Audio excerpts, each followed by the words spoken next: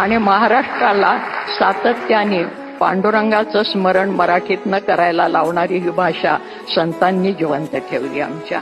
आणि आमच्या या संतांच्या मध्ये मुद्दाम आवर्जून सांगते की मराठी साहित्याचा उगम कुठे झाला, अमुक साली शाळा निघाली आणि माणसं शिकायला लागली, हे आमचं आधुनिक पांडित्य झालं. ज्या दिवशी आईने पहिली ओवी आपल्या बाळाला म्हटली असेल त्या दिवशी मराठी भाषा जन्माला आली.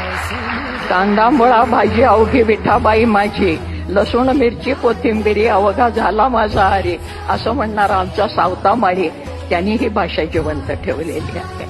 फार कशाला, जनाबाई मुक्ताबाई तर आपल्याला माहितीच आहेत की विठ्ठलाला आणि जनाबाई बरोबर दळायला लागला, कांडायला लागला, पाणी भरायला लागला.